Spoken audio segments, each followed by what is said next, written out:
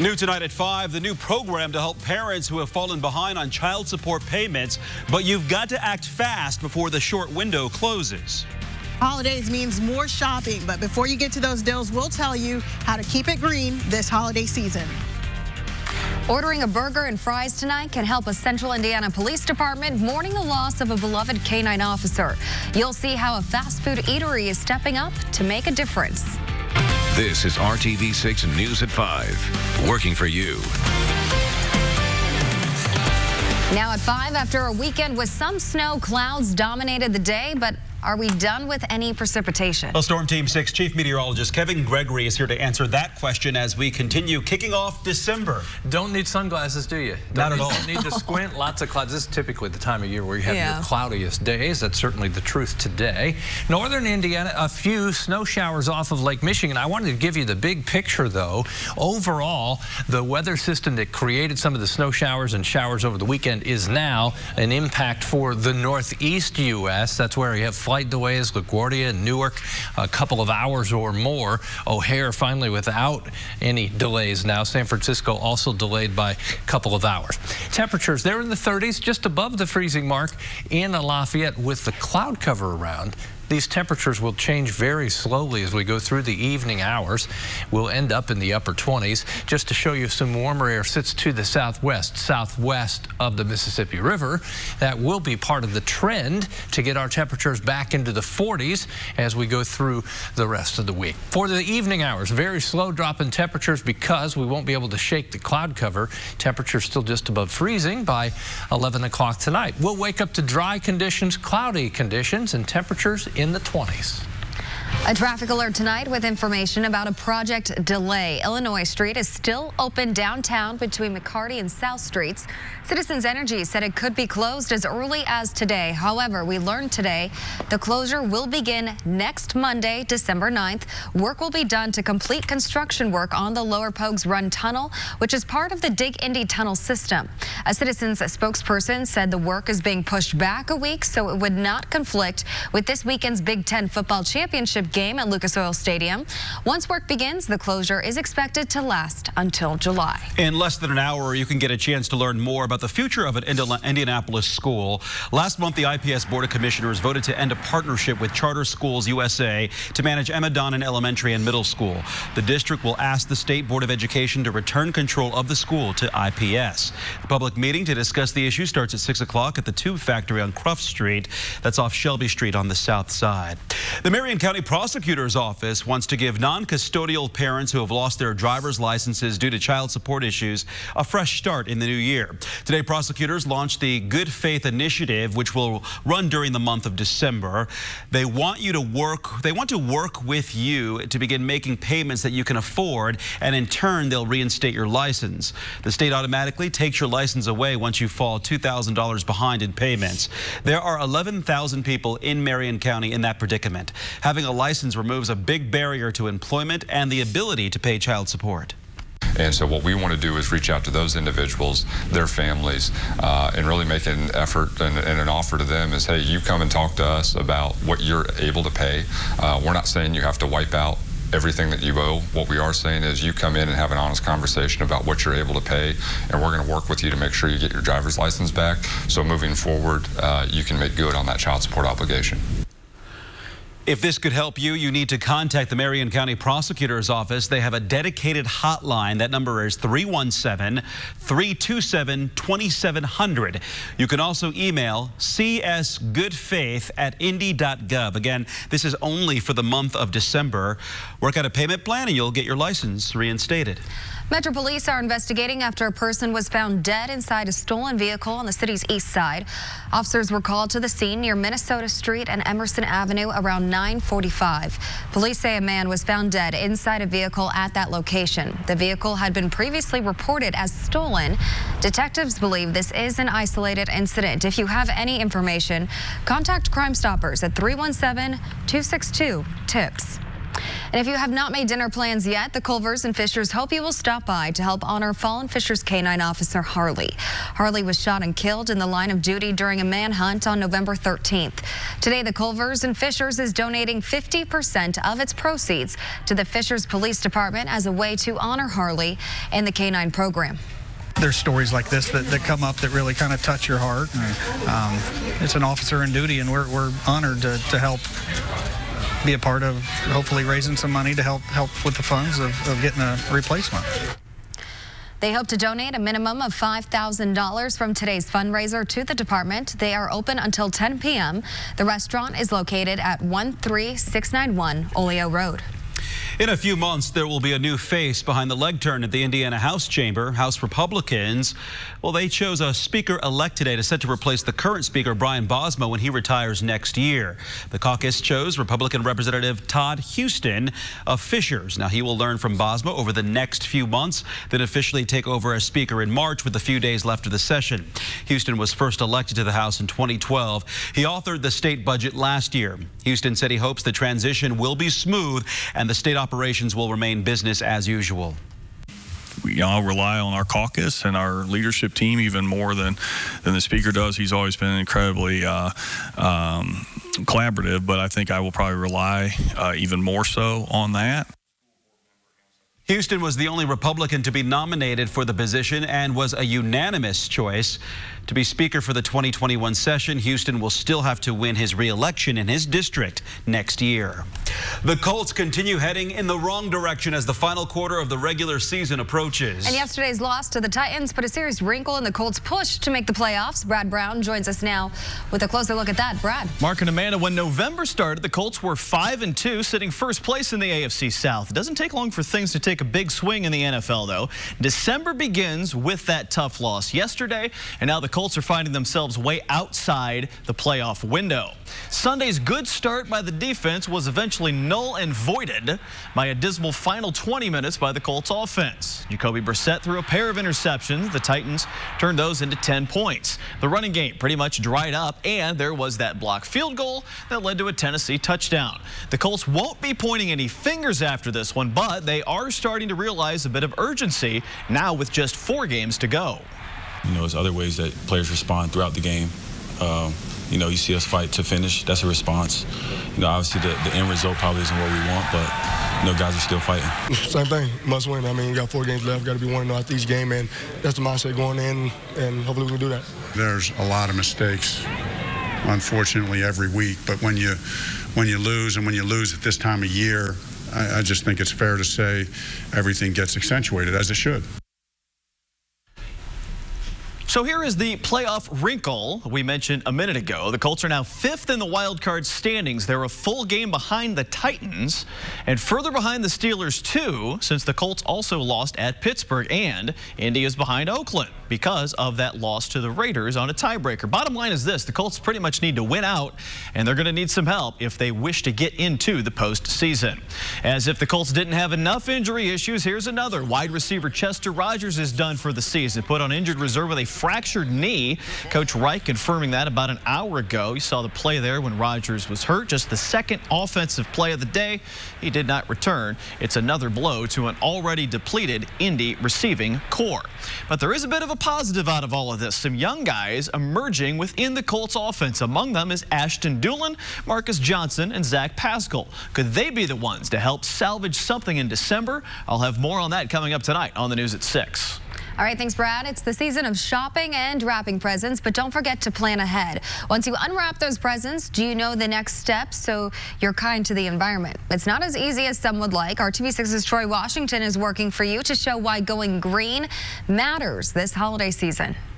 Make sure you have a plan for Christmas morning when the packages and the paper starts to fly. Allison Mitchell says it doesn't take much. Take a minute and say, you know, these are valuable commodity materials that create jobs, whereas trash does not create jobs. She's with the Indiana Recycling Coalition. She says it's all right to shop until you drop for Cyber Monday, Black Friday, and every reason in between. Just don't forget the next step. During the holiday season, people are thinking about what they are buying, not necessarily where it's going once they're done, and that's a problem that needs to be addressed. People maybe don't have the patience to set recyclables aside and either take them to a drop-off location or put them in that separate bin. That's one issue, but according to Mitchell, there are multiple reasons recycling isn't doing so well in the city, even when Christmas isn't just around the corner. Many other communities, recycling and trash are considered part of solid waste and kind of lumped together as one service, and that's not the case here in Indianapolis. So residents have to pay a separate fee to subscribe to recycling services. Meaning in order to recycle in Indianapolis, people have to pay extra or take whatever they are trying to recycle to a drop-off location, leading to a pretty low recycling rate. We're about 4% recycling rate here in the city of Indianapolis. Liz Manasek lives in Fishers, but spends a lot of time in Indianapolis, and she wants the city to get on board with recycling just like other places have. In bigger cities, there are much more robust and probably in some cases mandated recycling programs that make it required and effortless. She just hopes this holiday season people will start thinking about the gift that keeps on giving, and that's recycling to reuse. Working for you in downtown, Troy Washington, RTV6. Thank you, Troy. The current solid waste contract is not up until 2024, but the Office of Sustainability is in discussions with the Indiana Recycling Coalition about how universal curbside recycling can be implemented countywide with the new solid waste contracts in 2025. Still ahead on the Now Indy at 5:30 on RTV6, a new frightening phone scam is making the rounds. What you need to know so you don't fall prey and waste your money. And just minutes away here at 5, a polarizing Supreme Court case focused on the Second Amendment. And it all centers around a controversial New York City law. Could the justice's ruling set a new precedent for gun owners? And we've got a dry stretch underway, but the question is, when will we shake the clouds and get some sunshine into the picture? We've got the answer straight ahead. For only $89 for On Time. Today in the nation's capital, the U.S. Supreme Court taking a rare look at a case involving the Second Amendment. The justices heard the first new gun control case in nearly a decade. ABC's Rachel Scott has the latest on this debate. The Supreme Court, for the first time in nearly a decade, taking up a case on the Second Amendment. Activists on both sides of the argument watching closely outside.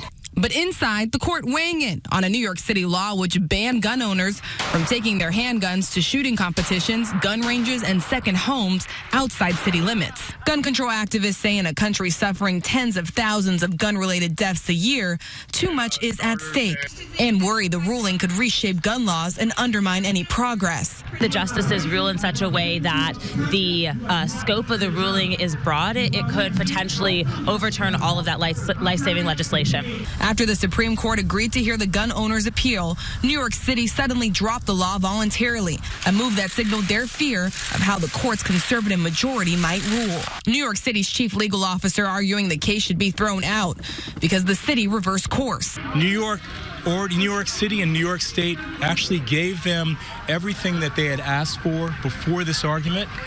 That was made very plain in this argument today. The case is moot. The state of New York passed a law restricting its cities from enacting similar laws, restricting the transportation of guns. But former Solicitor General Paul Clement, representing the gun owners, still pressing forward, saying the city sees firearm ownership as a privilege and not a fundamental right. The city of New York had resisted their efforts to vindicate their rights at every turn, and only when the Supreme Court granted the certiorari petition in this case did the city start to take efforts to try to recognize their rights. And coming out of today's oral arguments, there seemed to be a debate over whether there was a case at all. The court seemingly divided on how to move forward, whether to get involved or dismiss this case altogether. Rachel Scott, ABC News, Washington. It's beginning to look a lot like Christmas at the White House. The White House unveiled the holiday decorations in a video released today featuring First Lady Melania Trump. This year's theme, The Spirit of America, is a tribute to the traditions, customs, and history of the country. There's a gold star family tree in the East Room. The official White House tree in the Blue Room is 18 feet tall and pays tribute to the floral emblem of every state and territory. The annual gingerbread house in the state dining room features the south portico of the White House and landmarks from across the country, including the Golden Gate Bridge, Space Needle, and Mount Rushmore. It weighs 385 pounds. Wow, look at all that there. Well, if you want to check out some Christmas decorations that are really over the top and meet homeowners who go all out, then you'll want to tune into another season of the Great Christmas Light Fight. The 7th season kicks off tonight right here on RTV6. Families from across America will compete to win $50,000 and the coveted Light Fight trophy. These Christmas displays are some of the most extravagant, not only featuring lights, but animatronics, inflatables, and music.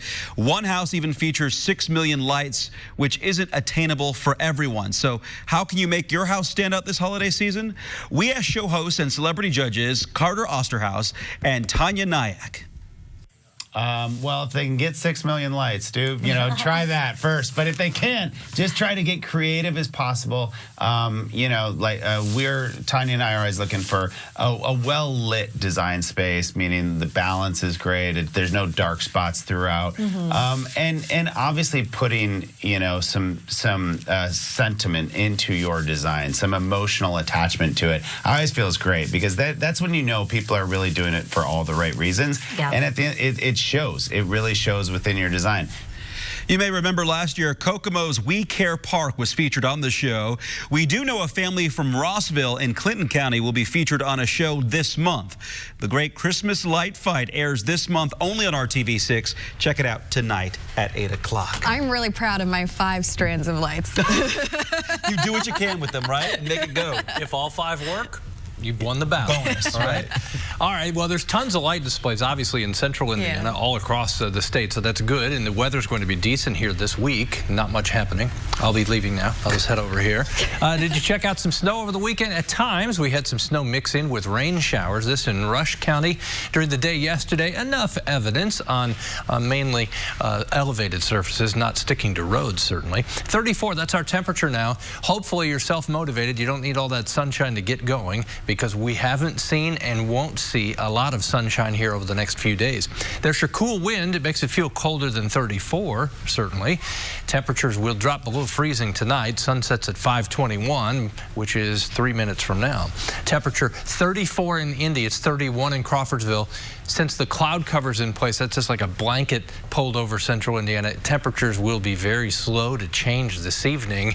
Temperatures will fall into the upper 20s. I show you the radar. Not much happening in central Indiana.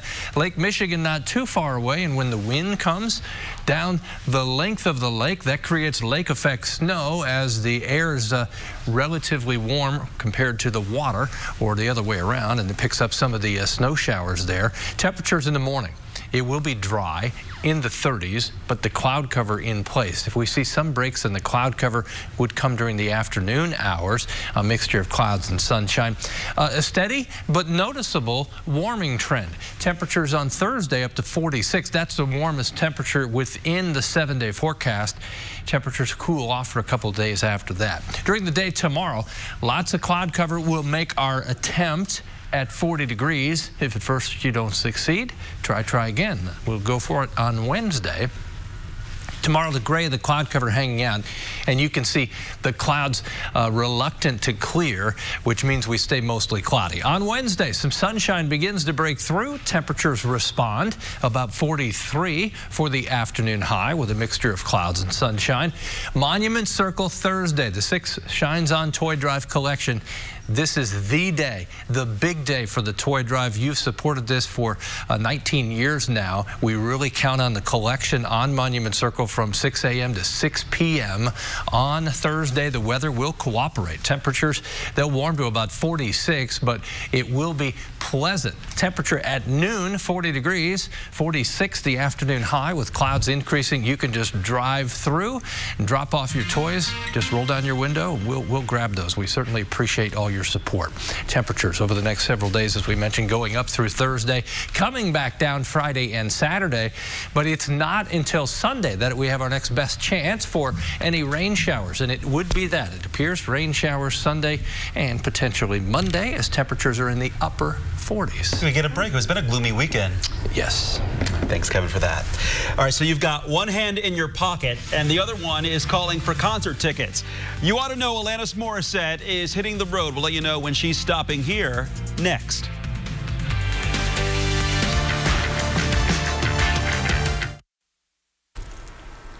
Well, Well, when you are out shopping for the holidays, we hope you will consider donating to the RTV6 Six Shines on Toy Drive. This is the 19th year 4-hour toy drive. Our collection on Monument Circle is Thursday from 6 a.m. to 6:30 p.m. We will be there to collect toys and cash donations. You can also drop off toys at several locations, including participating Applebee's and used stores and the RTV6 studios. For a full list, go to theindychannel.com and click on the Six Shines on Toy Drive link. And Mark, Kevin has just mentioned we will be there, so we will take those toys from you. So you don't have to get out of the car into the cold. And come right? visit us on Monument Circle. A couple of big concert announcements today, and tickets to those shows could be the perfect Christmas gift for someone you know. First of all, Alanis Morissette. The 2020 tour will celebrate the 25th anniversary of her Jagged Little Pill album. Now, the concert is set for Thursday, July 16th at Ruoff Music Center in Noblesville. Tickets go on sale Friday, December 13th at 11 a.m. And also coming to Ruoff, legendary rock band Chicago with Rick Springfield. Chicago announced the North American Summer Tour today. The concert is set for Wednesday, July 29th. Tickets go on sale Friday at 10 a.m. All new at 6 p.m. here on RTV6. Call 6 Investigates goes to work looking into complaints about home warranty companies. What you need to know to protect your home and your money. But first on the Now Indy, making sure Cyber Monday deals are accessible to everyone. How one local organization is helping those who are visually impaired take advantage of the big discounts. We'll be right back.